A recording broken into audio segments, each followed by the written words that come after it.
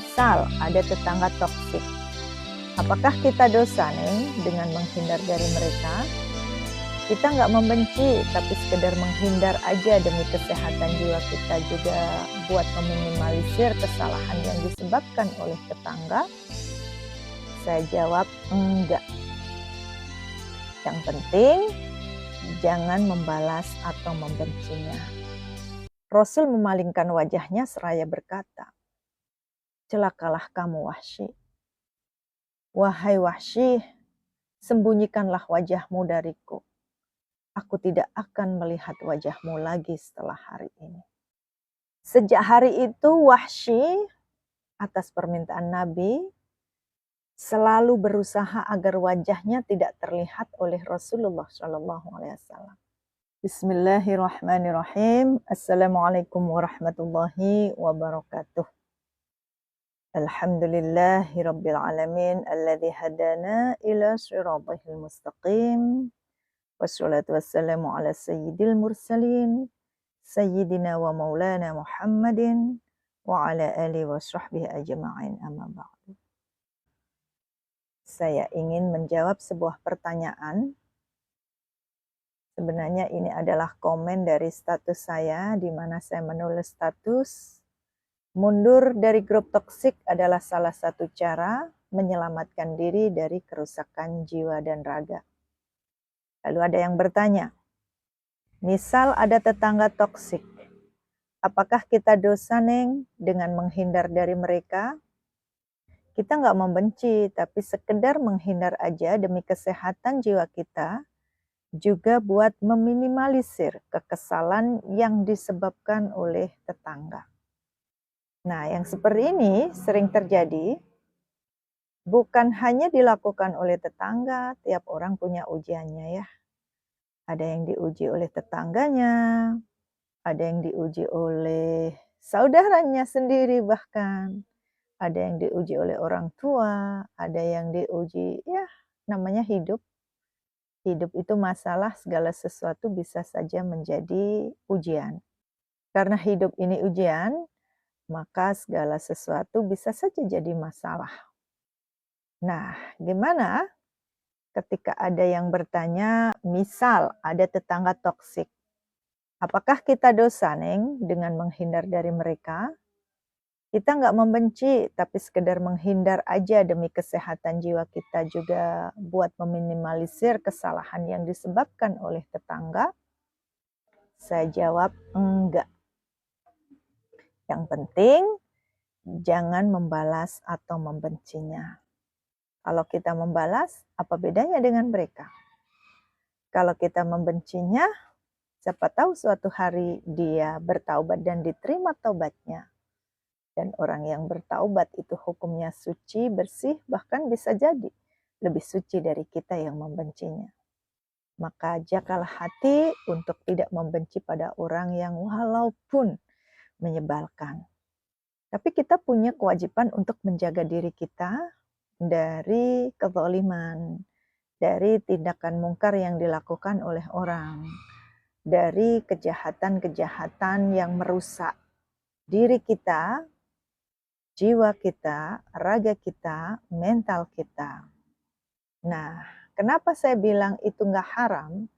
Karena Kanjeng Nabi Muhammad SAW pun pernah diuji oleh seseorang yang sadisnya luar biasa. Nah, jahatnya luar biasa, yang kemudian Nabi pun pada akhirnya memaafkannya, tapi dengan kalimat yang Masya Allah, aku maafkan kesalahanmu, tapi aku tidak ingin melihat wajahmu. Gimana ceritanya? Jadi diriwayatkan oleh Imam Tabrani dari Ibnu Abbas radhiyallahu an, suatu ketika Rasulullah Shallallahu alaihi wasallam tuh mengirim seorang utusan kepada Wahsy ibnu Harb. Wahsy ibnu Harb ini adalah pembunuh Hamzah yang merupakan paman dari Nabi Muhammad Shallallahu alaihi wasallam. Pembunuh Hamzah radhiyallahu an yang sangat sadis dan kejam, pembunuhannya bukan sekedar dibunuh ya. Tapi Masya Allah, dengan sadisnya. Tapi Nabi tetap mengutus seorang untuk memerintahkan, mengajak Wahsy untuk bertaubat, untuk memeluk agama Islam. Nah, pada saat itu Wahsy balik, mengutus seorang dengan kata-kata, "Wahai Muhammad, bagaimana engkau menyeru aku memeluk Islam? Sedangkan engkau mengatakan bahwa barang siapa membunuh atau mempersekutukan Allah dengan sesuatu, atau melakukan zina, maka ia berdosa. Dan siksa untuknya akan digandakan pada hari kiamat nanti dan kekal di dalam neraka dalam keadaan hina nista.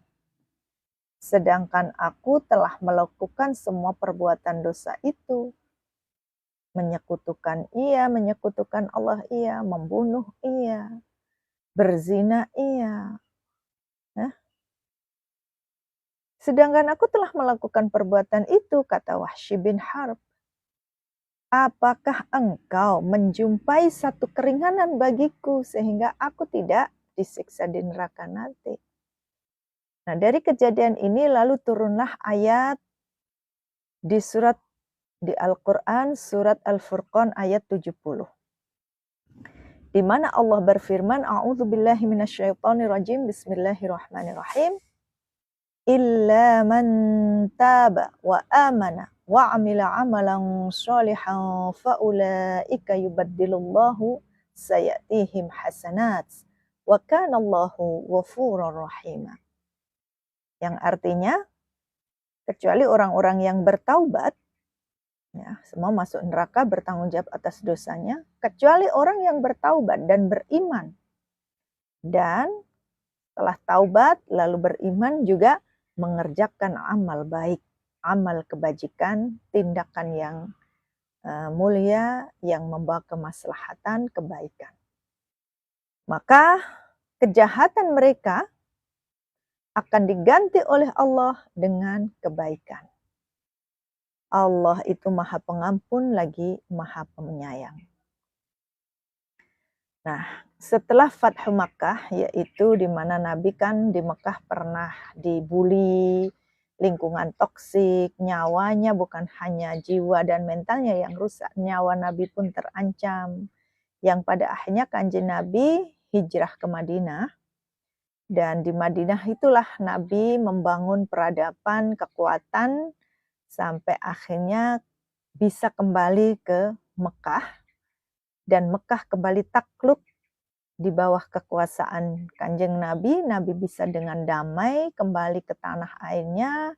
Itu disebut dengan Fathu Makkah. Setelah Fathu Makkah, perkembangan Islam sangat pesat. Banyak di antara pembesar Quraisy yang akhirnya memeluk agama Islam. Pengikutnya pun semakin bertambah dari hari ke hari. Namun setiap kali Islam bertambah kuat, Wahsy yang pernah membunuh Sayyidina Hamzah radhiyallahu an, paman Kanjeng Nabi dengan sangat kejam, justru semakin diliputi kesedihan. Hatinya didera rasa takut dan gelisah yang tak kunjung reda.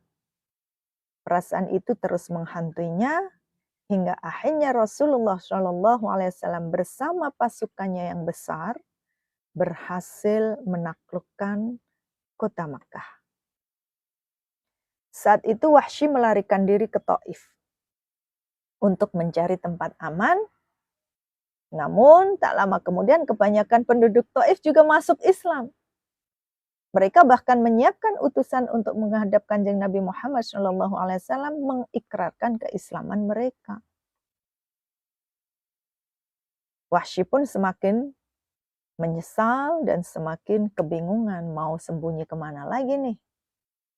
Dunia yang luas terasa sempit baginya, semua jalan seolah tertutup, lalu ia berkata di dalam hati, aku akan pergi ke Syam, ke Yaman, atau ke negeri-negeri lain. Dia ingin melarikan diri.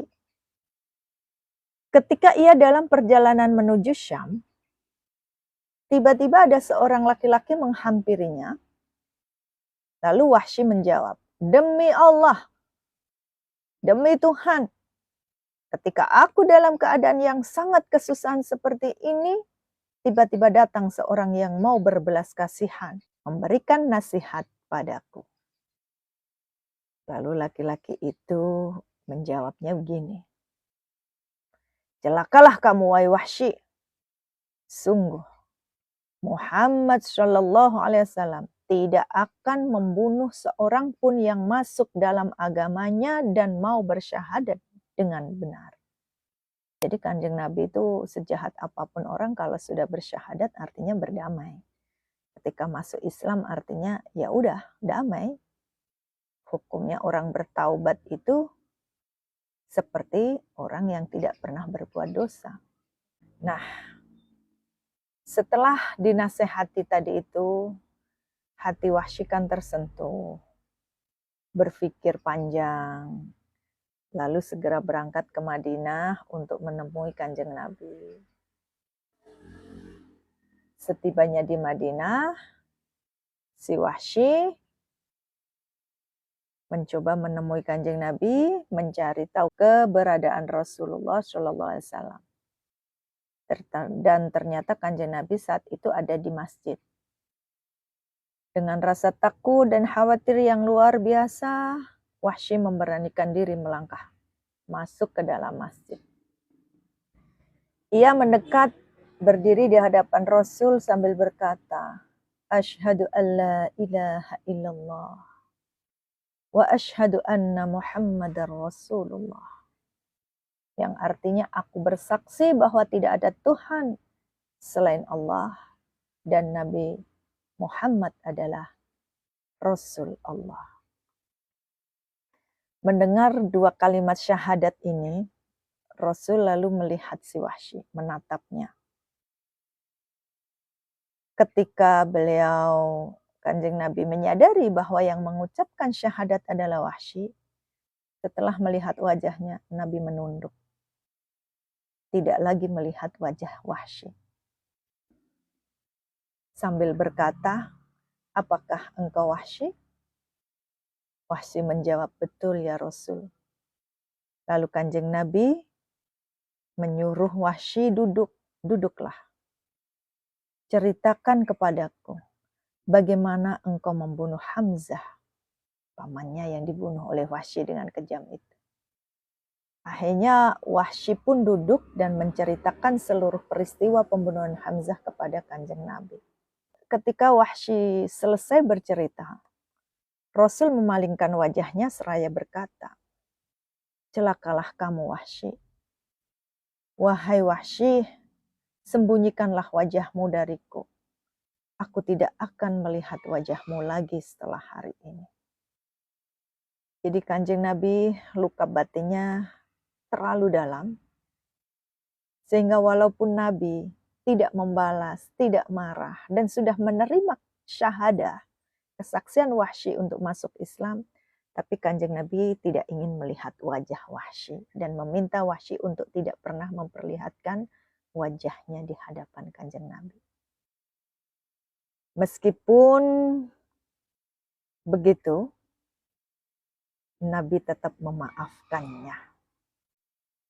Sejak hari itu Wahsy atas permintaan Nabi selalu berusaha agar wajahnya tidak terlihat oleh Rasulullah SAW.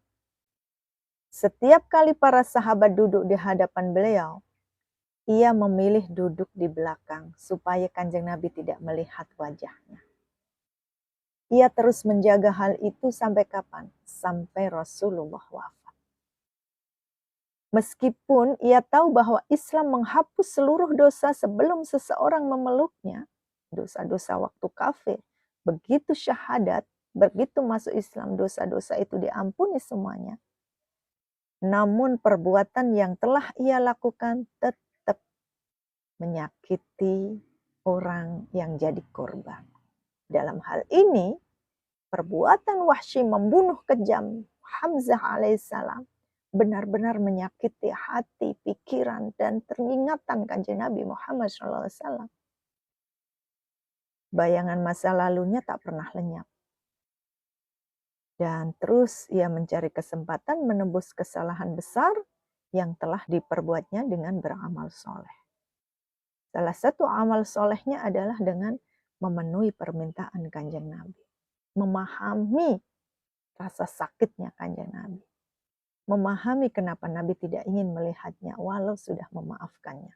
Wahsy berkata dalam dirinya, "Wahai Wahsy, demi Allah, sungguh ini merupakan kesempatan yang harus kau gunakan. Jangan sampai kesempatan ini lepas darimu." Sebagai bentuk taubat amal solehnya, Wahsy mengambil kesempatan untuk membela Nabi setelah wafatnya, menegakkan ajaran Islam dan berdakwah Islamiyah.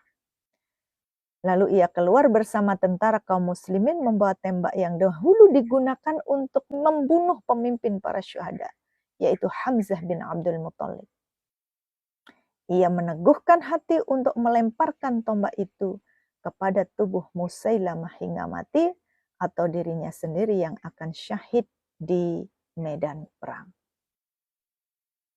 Demikian juga ketika kaum muslimin mengadakan ekspedisi ke Syam sebagai bentuk taubat dari Wahsy setelah Islam. Wahsy pun ikut serta hingga akhirnya menetapkan di Homs, Suriah sampai wafat.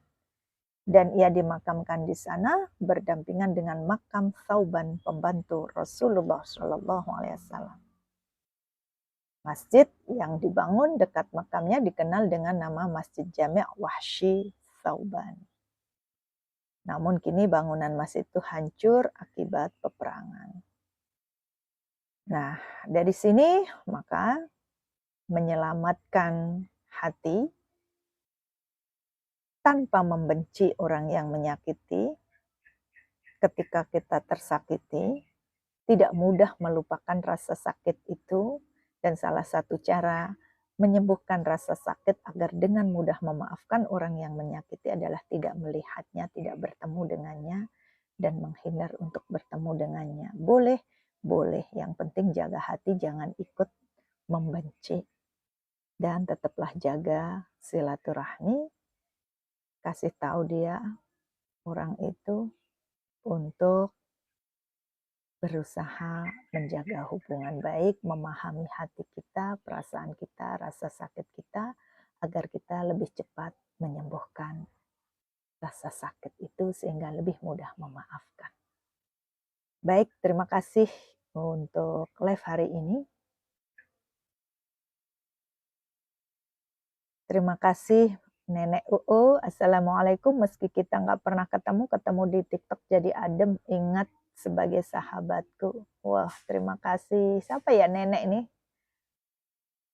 Ini ada Jum. Iya, assalamualaikum Neng. Moga sehat selalu ya. Saman juga semoga sehat. Jabar hadir. Terima kasih semuanya. Semoga live hari ini bermanfaat dan berguna. Ku anfusakum wa ahlikum naro, jagalah dirimu dan keluargamu dari neraka. Neraka itu sesuatu yang menyakitkan. Jangan sampai kita biarkan kita tersakiti, tapi jangan pernah kita menyakiti. Walaupun kadang ya kita berusaha tidak menyakiti, orang yang sakit itu ya tersakiti. Yang penting kita tidak berusaha. Yang penting kita sudah berusaha untuk tidak menyakiti. Kalau dia sakit karena penyakitnya, ya itu urusan dia, bukan urusan kita lagi. Bu Bawi Lamus, Ustazah, kakakku di Malang ya. Ya, saya orang Malang. Kakaknya ibu di mana? Belum kenal nih. Terima kasih. Sampai ketemu lain waktu. Semoga bermanfaat. Allahu a'lam bishawab. Kalau ada salah khilaf, semoga Allah mengampuni dosa-dosa kita. Kalau ada salah khilaf pada semua teman-teman, mohon ya dimaafkan. Sampaikan padaku atas kesalahanku, sehingga aku bisa memahami kesalahanku dan memperbaikinya. Wassalamualaikum warahmatullahi wabarakatuh.